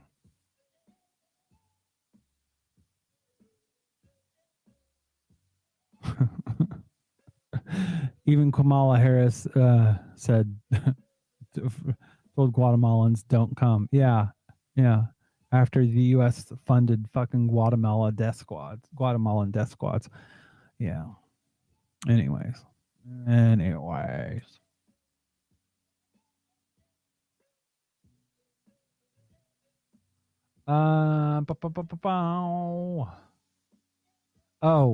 I did want to play this one because it really made me. Let's talk about healthcare. I posted a video where I suggested that I believed healthcare is a right, not a privilege. And in response to that video, a lot of folks on the right, mostly, said that I'm absolutely wrong. It can't be a right, and basically said the same thing that this video articulates. Healthcare, while incredibly important, cannot be by definition an inherent right, for the very simple reason that you cannot have a right to the property or labor of someone else. If you declare that you have such a right, then essentially what you're saying is that other people need to be enslaved to your needs, wants, and desires. Let's talk about why that philosophy doesn't really work. I mean, what are inherent rights, as he said? Do we even have any? The Declaration of Independence says we have a right to life, liberty, and the pursuit of happiness. Sounds good, pretty vague. I mean, what does that even mean, right? The Constitution, in its Bill of Rights, gets a little more specific, talks about the right to free speech, the right to bear arms, the right to a jury trial. Are those the inherent rights we can count on? I think a lot of people who would fall into this camp, who would agree with that guy, would consider themselves either Republicans or conservatives or constitutionalists. So maybe let's just agree with a baseline. The things listed in the Bill of Rights of the Constitution, the first 10 amendments, are inherent rights that shouldn't be taken away. And they should be things we can rely on. So if I have a right under the 6th Amendment to a speedy trial, if I have a right under the 7th Amendment to a jury trial in a civil matter, if I need to avoid enslaving anybody or relying on somebody else's labor, do I then have to build my own courthouse? Because that's labor. Do I have to be my own judge? Because that's labor. Do I have to be my own jury? Because that's labor. Or can I reasonably rely on that right given the context in which we live? And that's why I believe that entire premise fails, because it belies context. You see, if your premise fails, then everything that comes after that fails as well. But I don't think that guy in that video or most of these people commenting that their real concern is slavery of doctors. I think their real premise really is they don't want the government running healthcare. which is a related but very different discussion. And I think a lot of politicians spend a lot of time saying, we don't want the government in our healthcare, which I get that to a point. But the reality is healthcare in America is broken. You don't want government in your healthcare, fine. Let's just come up with a better system. Does anybody think we don't want or need a better system? I mean, how many of you, when you got the information about your health insurance options from your employer and you looked at both the cost and the coverage, did you look at those things and think to yourself, wow, what a great deal, reasonably priced, great coverage? If you felt that way, please comment. I would love to know that. I have pretty good coverage. It's not crazy expensive compared to a lot of people, but I still didn't like it. So my challenge, my request for all the politicians saying keep government out of our healthcare is come up with something better, please, please, please. Here's the thing. I worked in healthcare when I was in America. It cost me for single coverage about $200 a month. I was in my 40s. I was healthy. $200 in a hospital. They're not paying. The only thing they're paying is for labor. And those people are already there. That's the only and they're paying for materials. That's it. They're not a profit. There's nothing else. But still, the cost of healthcare for a health professional in healthcare was outrageous. Some random geek said Barack Obama didn't want single payer healthcare because he was wondering what would happen to the 3 million health insurance workers that would lose their job. Proof of existence of bullshit jobs. Here's the thing. As it was, he barely got healthcare passed at all. But what I wanted to say about this, when I moved to this country, I thought the NHS was awesome. Or when I came over here, I thought the NHS was awesome. It was a great system, blah, blah, blah, blah, blah. Since I've worked in it for almost 5 years, what I've come to realize is the American system is corrupt and it is immoral. You are profiting off people's misery and death. Literally, not figuratively, literally. There are people that make money by denying people coverage. That coverage will kill them in many cases. It's immoral. So, and when you look at costs, government healthcare almost always comes in under, as far as cost. I mean, because if you look at Medicare, it's like 3% overhead. There's no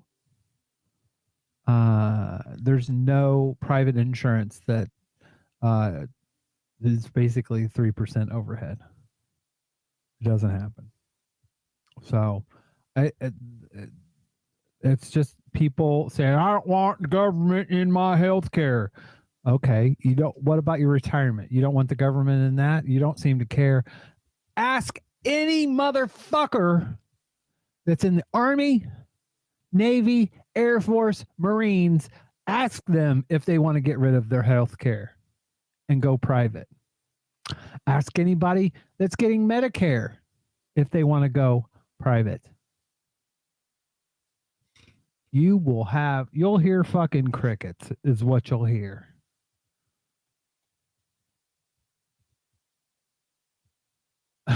Adam Rainstopper in the chat says, Obama wasn't concerned about the 3 million insurance workers. He was concerned about 100 or so health insurance executives. I think that's probably true. Anyways, I think we're going to slide into Comedy Mountain here.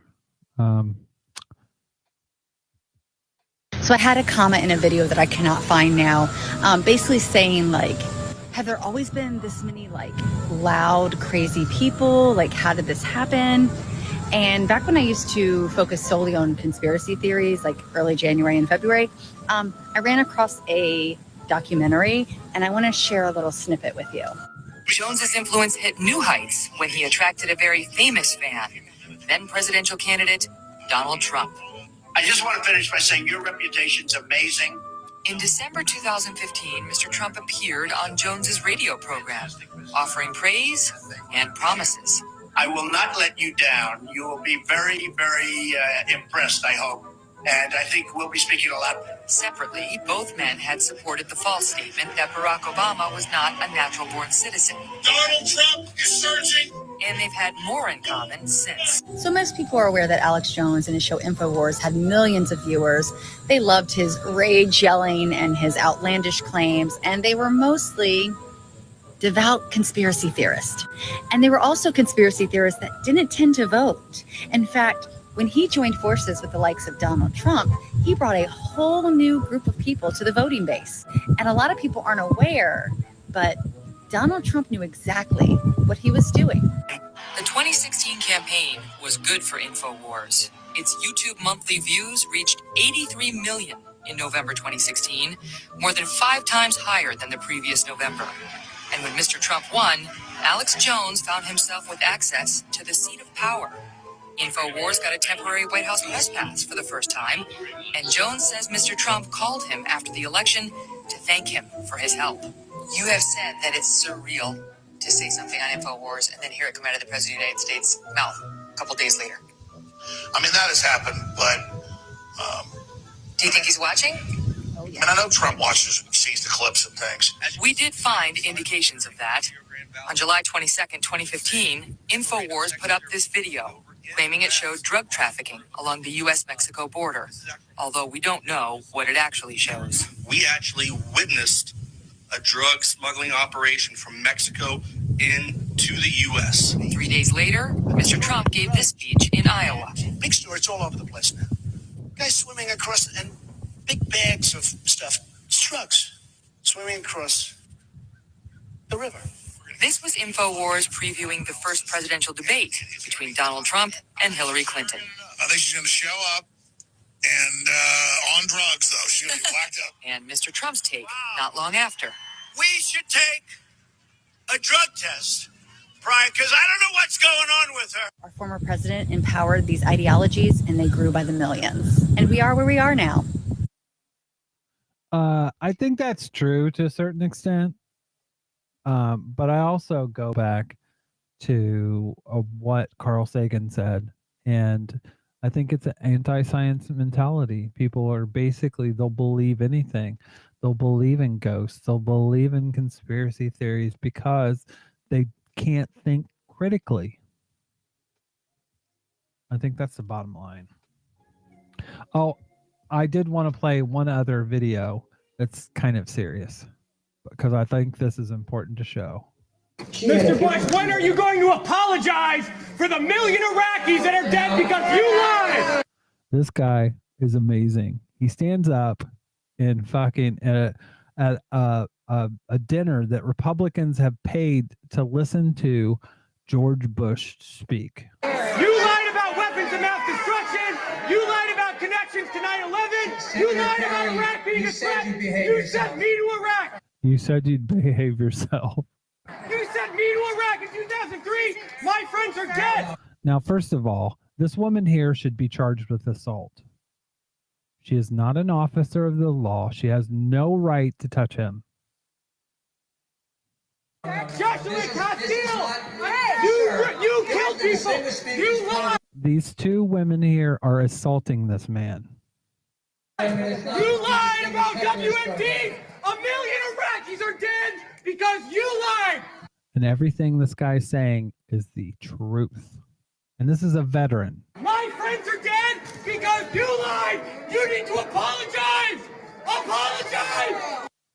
He didn't need to apologize. He needs to be fucking in prison. Him and Dick Cheney need to be in prison. But that dude is a fucking hero. But Jesus Christ, man. And who are these people paying to see a fucking war criminal? It's gross. It's absolutely disgusting. Anyways, now we are going to go to the funny. Here we go. Biden should announce that we're giving all the unused vaccines to illegal immigrants. Because maybe then Republicans will be like, no, America first and second and maybe third, just in case. Yeah. Give the illegal immigrants the vaccine. Then watch Americans want it. Janelle Gonzalez is who I'm going to play next. I absolutely love her videos. If I've watched more than 3 videos with the same adult film star and finished, we're basically dating at that point in my head. If I search through 3 pages of comments trying to find a name and magically find it, that's fate. I'm like telling people that I met someone. I'm like planning our marriage in my head. And if they're in a scene where they're being degraded and the scene partner's being too rough, I shout, you're hurting them. Treat them with respect. I think I need to start looking for a significant other. The problem is people are pretty insignificant. My requirements at this point are, will they be nice to me? Will they call me a good girl after they spit in my face? You know, just gentleman stuff like that. This soup, by the way, it's my version of the 5-star dining restaurant, Olive Garden, Zuppa Toscana. A spicy sausage, kale, potato soup. With a special ingredient, of course. No, I will not be divulging what bodily secretion that is.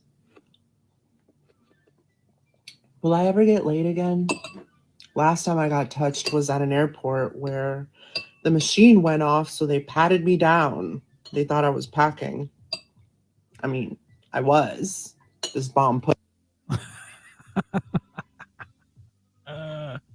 I love when people make TikToks like that. They say something that's going to be adult, and they just cut it off at the end. Okay.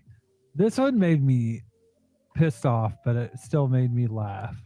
So yet again, Marjorie Taylor Greene tweeted something absolutely horrendous, and it reminded me of a story I really wanted to talk about. So let's get into it. After someone pointed out that despite her rhetoric around mask mandates, Marjorie Taylor Greene was very much complying with them on a first-class flight while wearing Nikes, and Ilhan Omar retweeted it. Marjorie then wrote, damn autocorrect, every time I try to type your name, it keeps correcting to brother effort.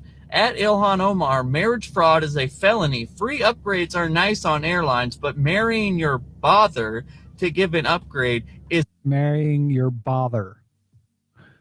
Marriage fraud is a felony. Free upgrades are nice on airlines, but marrying your bother to give him an upgrade is a felony. This is all one fucking sentence.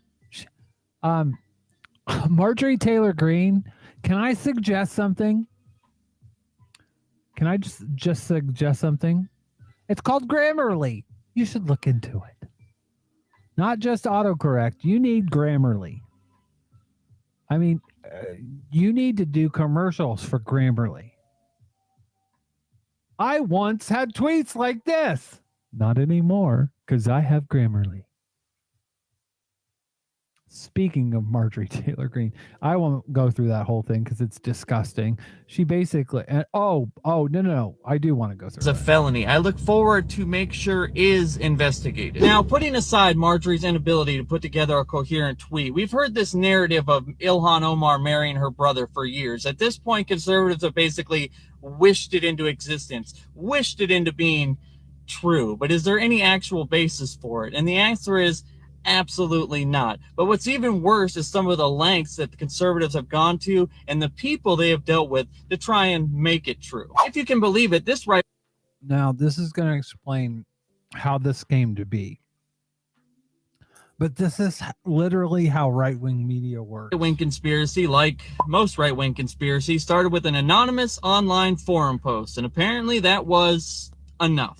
Enter Minnesota GOP power player Anton Lazaro, seen here with a familiar face, as well as a couple others. Now, Anton says he spent hundreds of thousands of dollars and hired private investigators to follow Ilhan Omar and her ex-husband over 3 continents and gotten DNA off of a drinking straw and a cigarette butt, and the only evidence we have of that is Ilhan Omar smoking a cigarette, and claims that he has DNA proof that him and her are biological brother and sister. But one other thing happened to Anton right around this time. Anton Lazaro was charged with 10 federal sex trafficking crimes for allegedly recruiting 6 minors to engage in commercial sex acts. And the funniest part about this is even after he was arrested, Tucker Carlson had on a reporter that did a story about this, and to dance around his charges and make it seem like some grand FBI conspiracy to protect Ilhan Omar, which, come the fuck on, this is what she said. Interviewing one of the people involved, the FBI swooped on the gentleman, Anton Lazaro, from this Republican PAC up in Minnesota, and arrested him on some different charges. Who knows whether, he's guilty or not guilty. I mean, he's not guilty until proven, but he's in jail. And so his story never got to see the light of day. Oh yeah, just some different charges. Nothing to see here. I'm sure the guy that's charged with 10 sex crimes that was found with $1 million in precious metal, $400,000 in cash, and 12 cell phones in his apartment, I'm sure he's all good. Very reliable source. This is on the #1 cable show in the country. So I guess Marjorie Greene not only hangs out with alleged sex traffickers, apparently she gets all her info from them. Bam! Adam Rainstopper says Marjorie the Gathering was having a stroke when she typed that. No, I think it's just her being her, but this is their fucking logic. Look at this shit.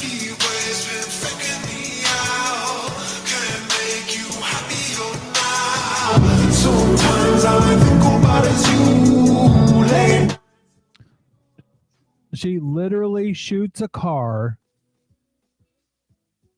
She literally shoots a fucking car.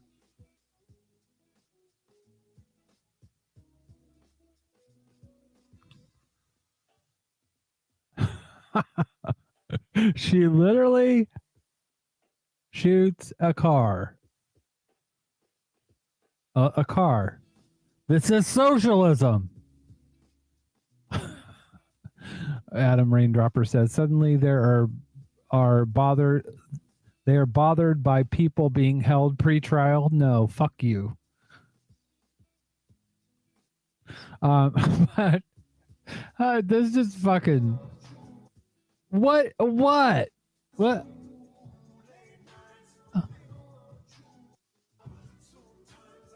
I'm going to shoot socialism car in the face.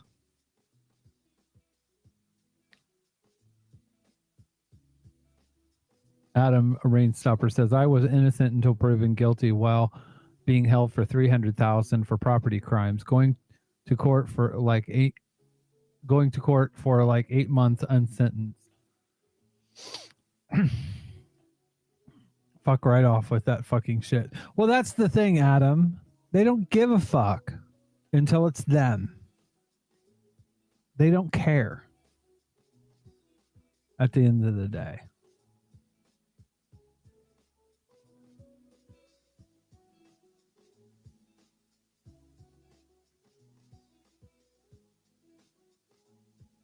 I wanted to play this too. This is about abortion, but I thought it was funny. Pulled you over because you're driving solo in the carpool lane? Actually, ma'am, I can be in the HIV lane because I had unprotected sex the other night. Why are you telling me this? There's probably like a little baby swimming inside me already. I don't need to know that. Oh, yeah. He busted a nut inside me. He busted a big old nut, so there's probably double the babies inside me that there would be if he busted a regular nut. Ew, gross. I don't need to know. That's nasty. Bet you didn't consider that when you took me out of the HIV lane. You are taking advantage, ma'am. You are taking advantage. Whoa. Are you saying that life doesn't begin at conception? No, that's not what I said. You better watch. You're in Georgia. I'm aware. You're in Georgia. I know where we are. Watch it. Those are fighting words in this car with me and my double babies. That's not how that works. Ma'am, did you not hear me when I say he busted a big old wad inside my cooter? That's like 3 million little babies, little potential babies just swimming around inside me. Ma'am. No, ma'am, you either believe that life begins at conception or you're a dirty murderer who wants all babies to die. I think you're confused. Do you destroy little babies or do you love little babies? I believe it. You believe in the lives of little babies? Great. Now can me and my little babies get back in the HIV lane and go? All right, because Steinmark closes at 7. Good point. Good point.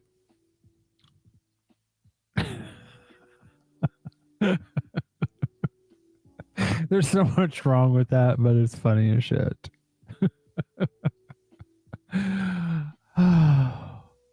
Anyways, that's the show for tonight. I do want to leave you with 2 important things to think about. One is this. It is okay to delete people from your real life like you do your internet life. Amen to that. And internet life is real life.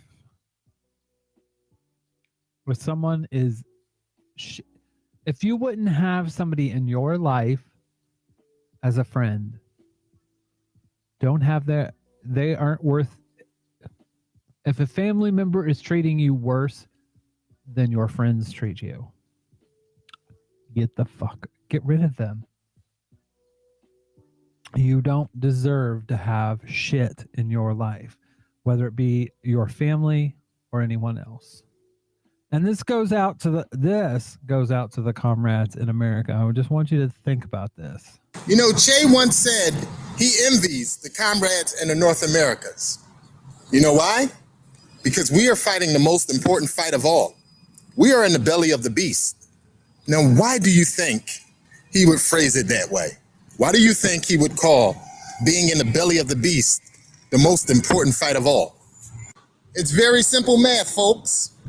If any country wants to offer their citizens a system of equity and justice, the beast, America, will cripple them, either through war, infiltration, or sanctions. So it is very important that the comrades in North America figure out a way to cripple this beast. If you truly want liberation of the global South, or any other nation or country for that matter, then you have to start with the country that has the most military bases in the most countries. There is no middle ground, folks. So, yes, I think that's very important. Very, very important. By the way, I'm trying to find if I have a friend that's trying to build a ramp for a 95-year-old woman. And it's called, they're starting a thing called Project Praxis. If you have Cash App, please donate to Project Praxis. The first project that needs funding is the wheelchair ramp for my elderly neighbor. If you have means to do so, donations would be appreciated. So, yeah. If you have Cash App, please help Project Praxis, and I will be talking about this more later. By the way, if you want to help out, you can go to charitylinks.page. Also, if you want to help the person that was our last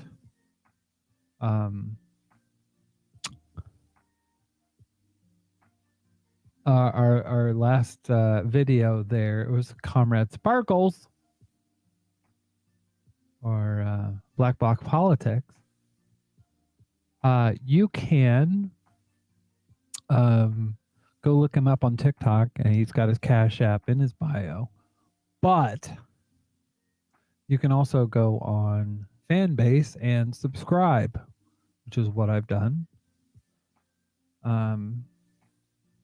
I do it for £3 a month, I believe. But yeah, Do some mutual aid.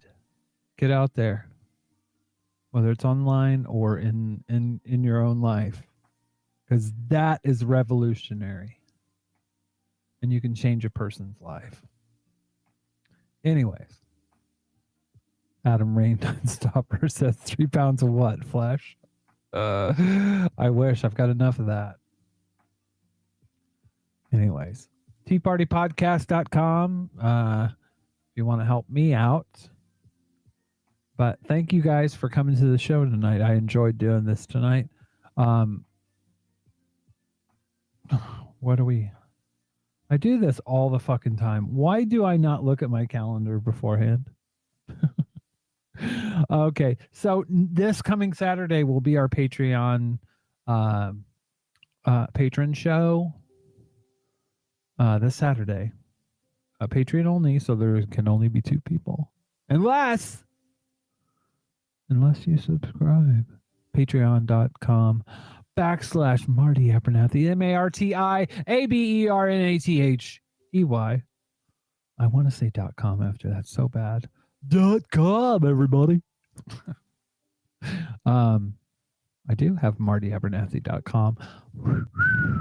Yay! Got that bitch back. But yeah. Thank you guys for coming. I will see you on Saturday. I'm sure we'll have some videos that we can watch and talk about.